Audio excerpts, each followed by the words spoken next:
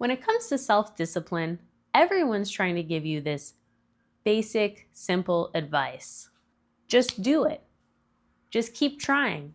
Just keep waking up every single day and keep doing the same thing over and over. You don't feel like it, just do it. Just keep showing up. But not a lot of people talk about this feeling of building self-discipline from scratch or rebuilding it. Maybe you were disciplined and you've lost that and you're trying to get back to it.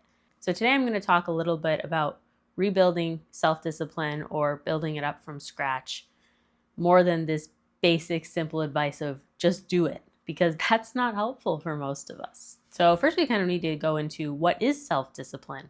I believe self-discipline means continuing to show up no matter how you're feeling, how you're doing.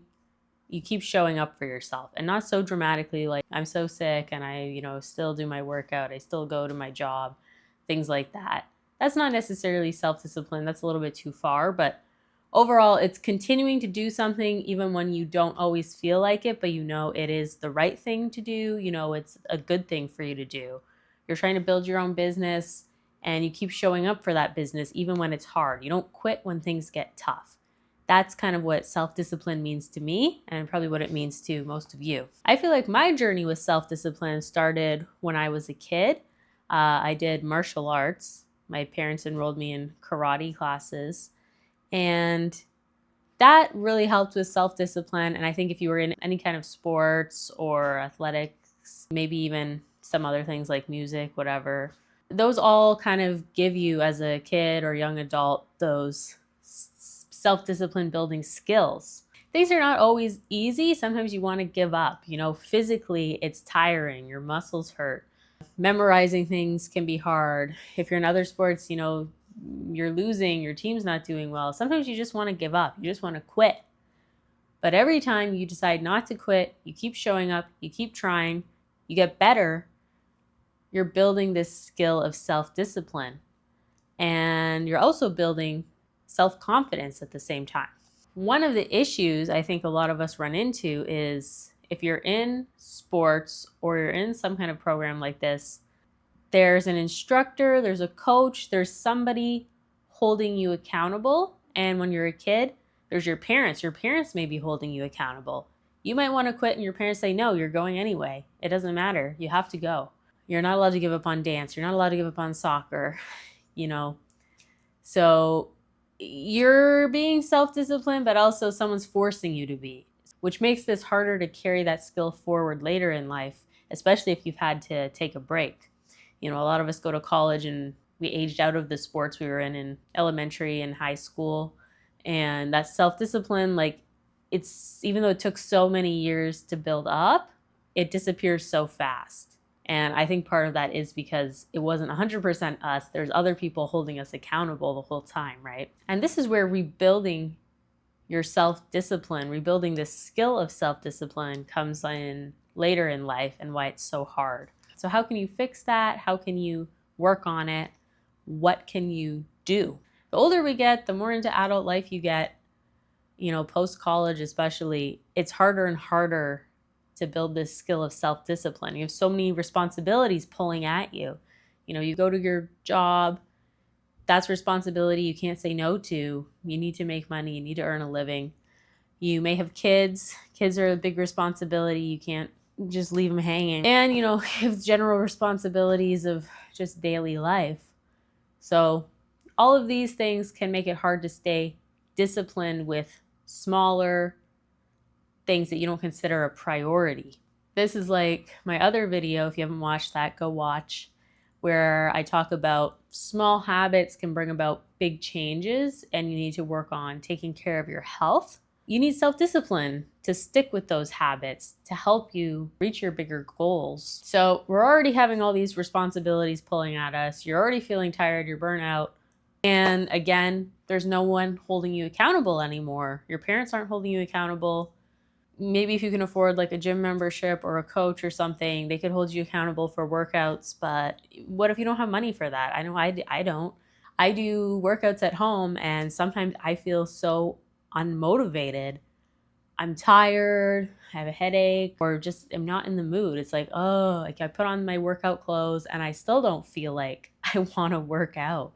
People are like, oh, just, do it at the same time every day. Oh, put on your workout clothes. That's going to motivate you to work out. Like, this is not always a motivation problem. Self-discipline is not just a motivation problem. It's something completely different. It's this, you need to show up and do something uncomfortable, even though you don't want to, because it's the right thing to do for your health, your well-being, for your goals, everything like that. And, an important thing to note is if you just miss one day, it's not the end of the world, right? Missing one workout, having one day where you didn't follow your new diet plan, you ate like trash, it's okay. One day's not going to hurt. But the problem starts when you don't feel like it the next day and you say, well, I know I ate like shit yesterday. Oh, I skipped my workout yesterday, but I still don't feel good. Oh, I'm just gonna skip it again today. Well, now that's been 2 days in a row, and guess what? It's very easy to turn to 3 days and 4 days and 5 days. And next thing you know, well, I haven't done it in a week. I haven't done it in a month. Oh, I just give up. I gave up on my goals, right? That's what you want to avoid. So missing one day, not sticking to this self-discipline for one day is not the end of the world, but you do need to get back on it as soon as possible. If you're on a vacation or you're really sick for a week, it can be easy to get off track, but you need to make sure you jump back on track as soon as possible, or else you're going to lose all your progress. And I think this is where a lot of people go wrong. We live in a world that'll give you like 1,000 excuses as to why you don't have to worry about it. You don't have to do it. It's okay to quit. If you don't feel like it, it's totally fine. Set your boundaries, blah, blah, blah.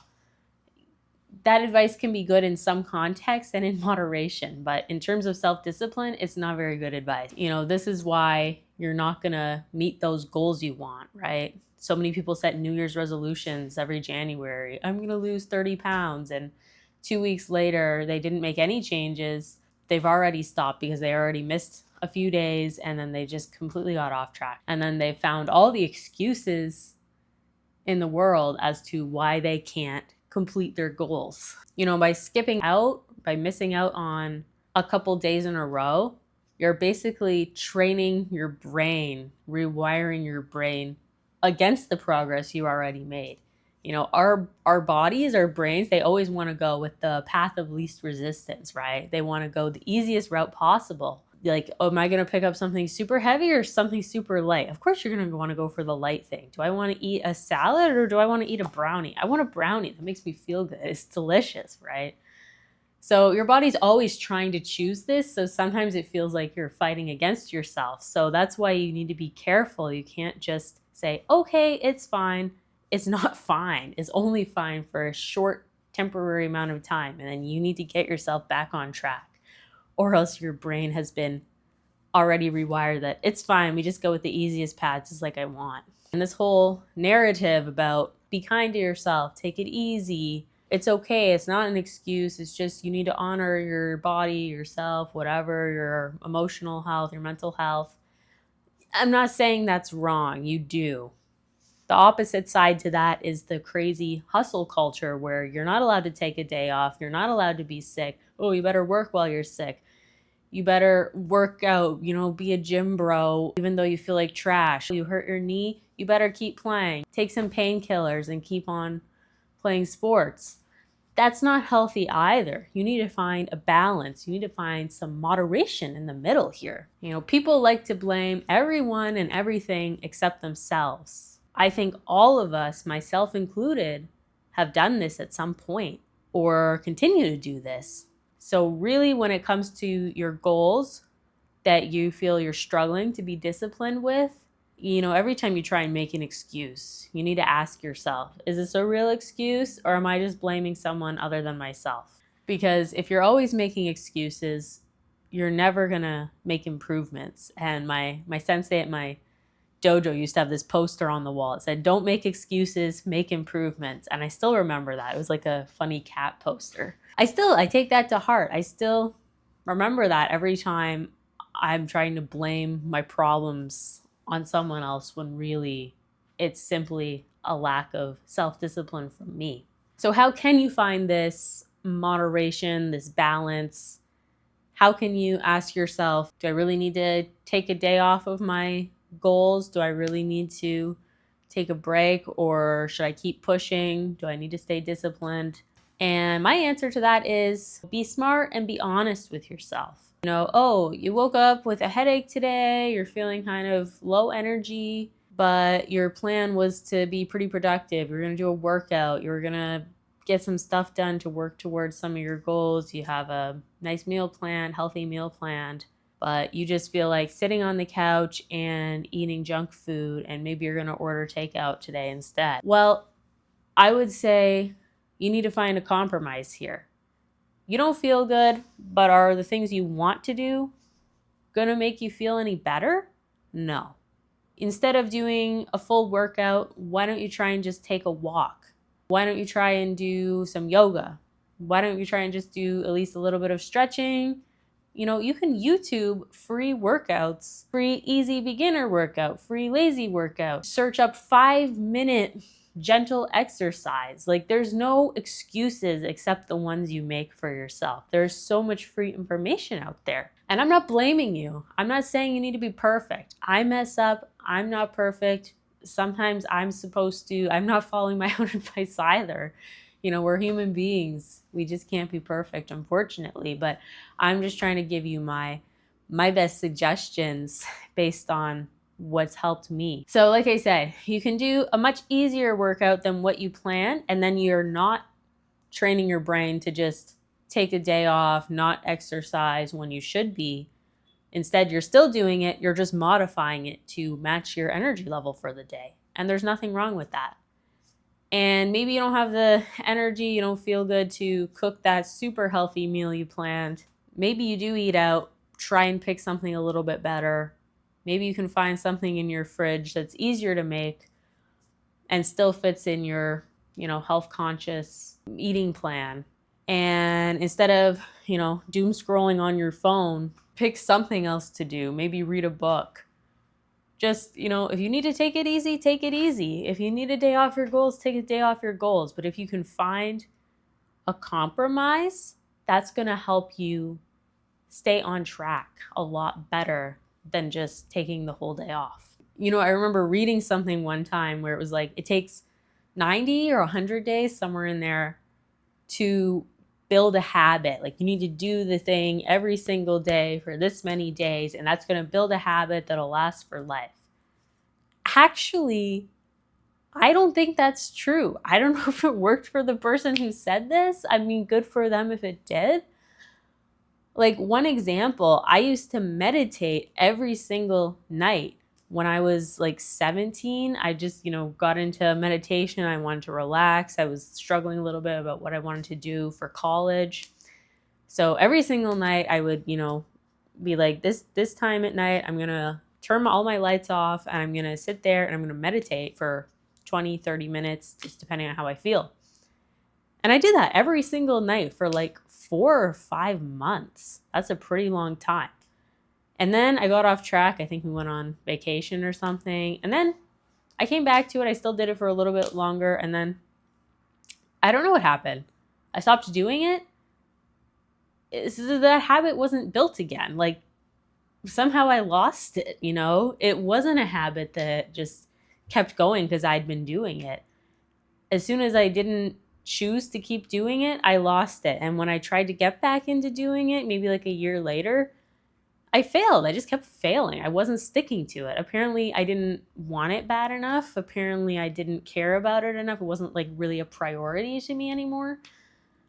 But that habit was not really built. It didn't matter how long I'd done it. Already 4, 5, 6 months every single night for the most part. And that habit did not stick with me.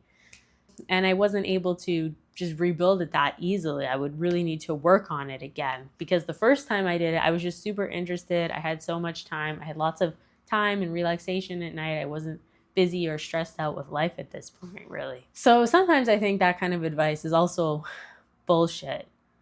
Just because you did do a habit for so long doesn't mean it's going to be easy to continue it.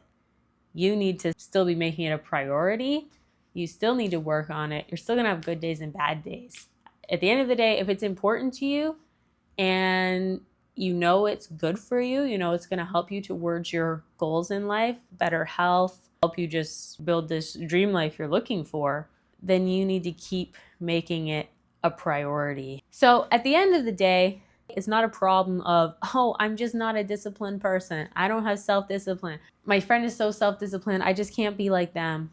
No, you have the potential. We all have the potential to be self-disciplined, and even the most disciplined people in the world, I guarantee you, are still struggling with that. It takes constant effort, but it can be a little bit easier if you keep training your brain and compromise a little bit when you need to. If you just try and go 100% full throttle with this hustle culture of, you know, I need to be disciplined every single day, doesn't matter how I feel, you're going to burn out, you're going to fail. But if you go on the other side with this, oh, it's fine, I'm just going to take a day off every time I don't feel good, I'm not going to, you know, work towards my goals, you're going to fail too. So meet in the middle, find compromise. Everyone's experience, everyone's body, everyone's health is different. Everyone's goals are different. So you need to find ways for you that work for you that are going to help you to achieve your goals.